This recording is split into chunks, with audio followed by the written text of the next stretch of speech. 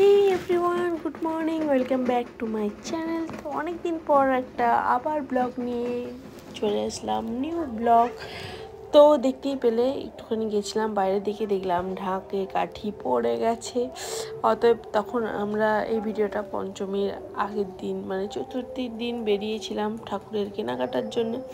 আর আমাদের এখানে দেখতেই পাচ্ছ লাইট টাইট জ্বলে গেছে, আর এখানে ঠাকুরের মুকুট সেট করা হচ্ছে, কারণ পুরোটাই রেডি হয়ে গেছে, মুকুটটা লাগালেই কমপ্লিট। আর এখানে সুব্রাসা চলে এসেছিলো হেয়ার স্পা করতে, কারণ ওর চুলটা প্রচণ্ড রাফ হয়ে গেছিলো। তো চেষ্টা করছিল একটুখানি চুলটা একটু ঠিকঠাক করার জন্যে, তাই নিয়ে গেছিলাম ওকে। যেহেতু ওর চুলটা অনেক দিন ধরেই কাটা হচ্ছে না, তো চুলটা একটু যত্ন তো নিতেই হবে। আর যেহেতু পুজো এসে গেছে, বাড়িতে অনেক কাজ, আমার যত্ন করতে একটু ইচ্ছে হচ্ছিল না, আমি আর করতে পারছিলাম না, ক্লান্ত হয়ে পড়েছিলাম। তাই ওকে বললাম, আর ওরও ইচ্ছে হচ্ছিলো পার্লারে গিয়ে একটুখানি স্পা করবে। তো যেহেতু দেখে অনেক ভিডিওতে যে পার্লারে মেয়েরা গিয়ে স্পা করছে, সেইটার জন্যে ও গেছিলো স্পা করতে। তো দেখতেই পাচ্ছ রানিমা এখন বসে আছে, তার এখন মেসেজ চলছে। মেয়ের কি আনন্দ, তার উপরে আবার পুজো, আনন্দ দুগুণ। তারপর দিন পঞ্চমীর পুজো, দেখতেই পাচ্ছ এখানে যেহেতু বেলতলায় পঞ্চমীর পুজো হয়, এখানে ছাদে আমাদের বেল গাছের তলায় মায়ের পুজো বসানো হচ্ছে ঘট স্থাপনের জন্যে। এখানে সুন্দর করে আঁকাআঁকি করে ঘট স্থাপন করা হয়েছে, আর এখানে পুজো চলছে। পুজোটা তোমরা দেখতে থাকো। বাড়ির পুজো মানেই দেখতেই পাচ্ছ অনেক কাজ। আর এখানে মাকে হচ্ছে যে আমন্ত্রণপত্র জানায়, মা বেলগাছে এসে পঞ্চমীর দিন পুজোটা থাকে, ষষ্ঠীর দিন মায়ের পুজো হবে পঞ্চমী। যেহেতু এবারে পঞ্চমী ষষ্ঠী একই দিনই প্রায় পড়ে গেছে, তাই জন্য পঞ্চমী পুজো শুরু করে দেওয়া হয়েছে। আর এখানে অনেকে পঞ্চমীতে পুজো দিতে এসেছিলো, তাই মিষ্টি অনেকে নিয়ে এসেছিলো। আর এখানে দেখতেই পাচ্ছ প্রতিটা জোগাড় যন্ত্র সবই আমি করেছি, একা মানুষ কি করব তাড়াতাড়ি। আর এদিকে আমি দেখতেই পাচ্ছ রেডি হয়ে গেছি যা হোক করে একটুখানি শাড়ি টাড়ি পরে। আর এখানে ধুনো দিতে পাখা পাচ্ছিলাম না, তাই আমি ভাবলাম যে আমার হ্যান্ড পাখাটাই একটু কাজে লাগে। তো সেটাই বলছিলাম যে এই হ্যান্ড পাখা দিয়ে দেবে, হু হু করে ধোঁয়া হবে। ধোঁয়াটা ভালোই হচ্ছিলো। আর এখানে ঠাকুরমশাইরা পুজো চলছে। এখানে একটু মন্ত্রের আওয়াজটা দিতে পারলাম না, কারণ বাইরে এত মাইক চলছে, পাড়ার পুজোতে এত জোরে মাইক চলছিল যে মাইকের আওয়াজটা বারবার গানের ভিডিওটায় আসছিল। তো এই জন্যে আমি গানটা মানে অরিজিনাল ভয়েসটা দিতে পারলাম না, নিজেকেই ভয়েস দিতে হচ্ছে। আর এখানে দেখতে পাচ্ছ মাকে এই যে লাল ফুল আর গাঁদা ফুল দিয়ে পুজো করতে হয় বেল গাছের ওখানে, তো সেই জন্যই সেটা পুজো হচ্ছে। আর শুরু হয়ে গেছে দেখতেই পাচ্ছ। আর সত্যি কথা বলতে পুজোতে এত খাটাখাটনি, জানি না, এত খাটাখাটনি না মানে গরম, ঠান্ডা গরমের জন্যে এত আমার শরীর খারাপ, বুঝতেই পারছো আমার গলার অবস্থাটা। আর 9টা সাড়ে 9টা বেজে গেছিলো, তো তার মধ্যেই আমাকে তাড়াতাড়ি পুজো শেষ করি আবার রান্নাবান্না করতে হচ্ছিলো, যেহেতু ঠাকুরমশাইরা চলে এসেছে, তাদের তো খাওয়ার ব্যবস্থা করতে হবে না, এই জন্য একটুখানি খাওয়া দাওয়ার ব্যবস্থা রাতে করে নিয়েছিলাম। আর সপ্তমী অষ্টমীতে রান্নার ব্যবস্থা ছিল, তো দশমী অবধি পুজো, তো পঞ্চমী ষষ্ঠীটা একটুখানি আমাকে একটুখানি রান্নাবান্না করতে হয়েছিল, যেহেতু হচ্ছে যে বাড়িতে ঠাকুরমশাইরা রয়েছে, পুজোর সব গোছানো গুছিনি তারা সব করতে থাকে। আর এখানে মায়ের আরতি হয়ে গেল দেখতে পাচ্ছ।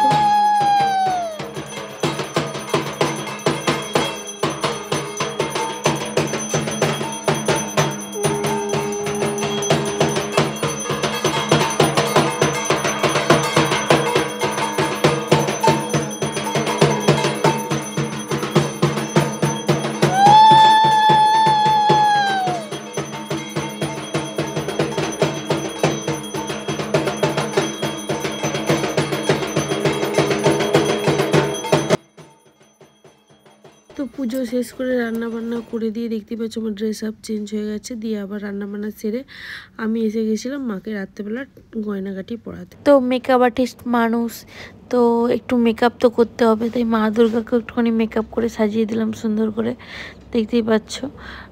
মাকে একটুখানি সাজগোজ করিয়ে মায়ের ফাইনাল লুকটা দেখো তোমরা কেমন লাগছে। তো মেকআপ আর্টিস্টের কাজই তো হচ্ছে যে সাজানো, তো মাকেও সাজাবো, সবাইকে সাজাচ্ছি, আমার বাড়ির মা দুর্গাকে সাজাবো না, ডাক বললে তো আমারই খারাপ লাগবে না, তাই জন্য মাকেও আমি সুন্দর করে সাজিয়ে নিয়েছি। হাতে মায়ের ভুবনময়ী রূপ দেখে সত্যিই খুব ভালো লাগে। মানে মনে হয়, জানি না ভক্তিটা কি জিনিস, হয়তো ভক্তি কিভাবে করতে হয় আমার সেই সম্পর্কে কোনো আইডিয়া নেই, কিন্তু তাও মনে হয় ঠাকুরের যে সাজের পর তার যে অপরূপ একটা রূপ দেখে যে মুগ্ধটা ভাবটা, সেটা যে কতটা যে আনন্দ দেয় জানি না। আমার ওই মুহূর্তটা আমার সবচেয়ে সুন্দর লাগে। যেমন প্রতিটা মেকআপ আর্টিস্ট বলছি আমি, যে যখন কোনো কাউকে সাজানোর পর যদি তাকে দেখে যেমন মানে ক্লায়েন্ট হচ্ছে যে খুশি হয়, সেরকম যে সাজাচ্ছে সেও যে খুশি হয়, সেই খুশিটা অনেকটা বড় ব্যাপার হয়। সেই রকম এখানেও মাকে সাজিয়ে যে খুশিটা আমি পেয়েছি, জানি না এরকম খুশি হয়তো সবাই হয় কি না। আমি প্রত্যেকটা মুহূর্তে আমি কাউকে সাজিয়ে নিজে আগে সবচেয়ে বেশি খুশি হতে পারি। দেখতেই পাচ্ছ এরা দুজনে দুষ্টুমি চলছে। তো আমি এখানে আমাদের বাড়ির রাধা গোবিন্দকে আমি সুন্দর করে সাজিয়ে নিয়েছি, ড্রেস পরিয়ে, নতুন ড্রেস পরিয়েছি। তো দোকান থেকে এই ব্লু কালারের ড্রেসটা খুব পছন্দ হচ্ছিলো, তাই জন্য ব্লু নিয়েছি।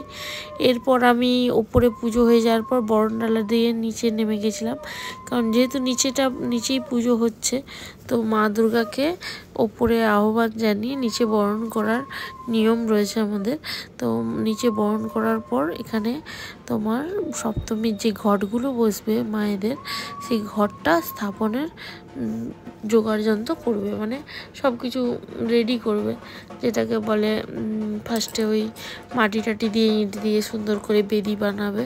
তো তার উপরে তোমার নানা ধরনের পঞ্চগুড়ি দিয়ে, মানে ওই আবির জাতীয় জিনিস দিয়ে রঙ্গোলির মতো করে সুন্দর করে আলপনা করবে। তারপর এখানে ঘটগুলো স্থাপন করবে।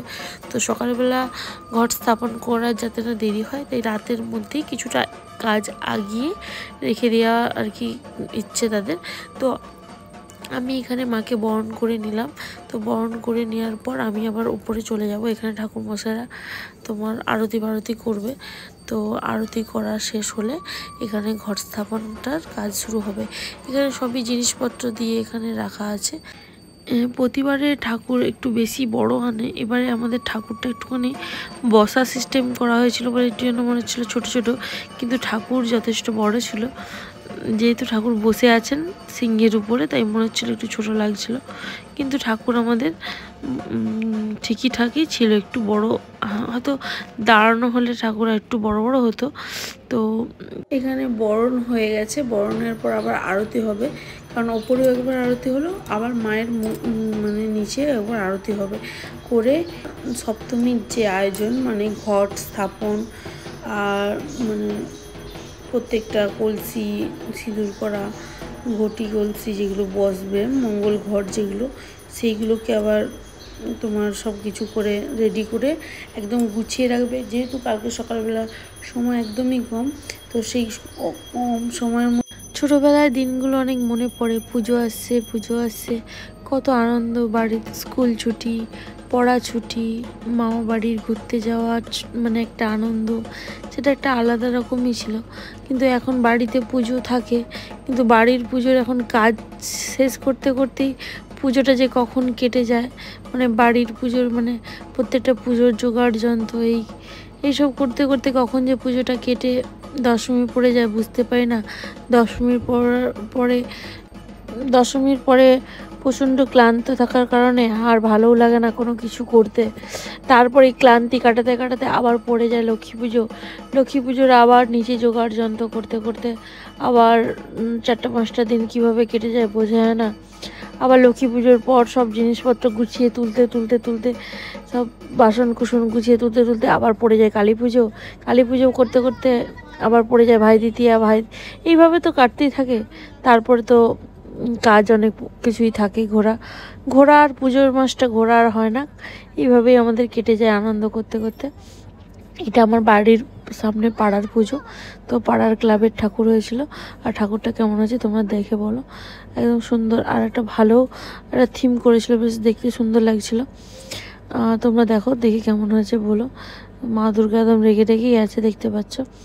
আর মহিষাসুরটাও সুন্দর হয়েছে। প্রত্যেকবারে আমি দেখেছি অনেক জায়গায় ঠাকুর তো সুন্দর হয়, কিন্তু মহিষাসুরকে দেখলে যেন সত্যিই ভয় লেগে যায় বাচ্চারা। আমার মনে আছে একটা বছর আমি ঠাকুর দেখতে গেছিলাম, তো মহিষাসুর এতটাই মানে পিট করে দেখতে হয়েছিল যে একটা বাচ্চা তার কাছে গেছে মায়ের কাছে প্রণাম করতে, তার মা আর কি গেছে প্রণাম করতে, আর বাচ্চাটা কোলে মায়ের পায়ে ছুঁয়ে বাচ্চার মাথায় হাত দেবে।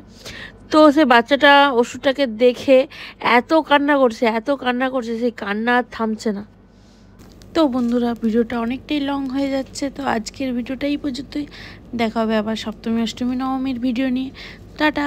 আজকের ভিডিওটা ভালো লাগলে অবশ্যই লাইক সাবস্ক্রাইব করবেন মা দুর্গার জন্যে। টাটা।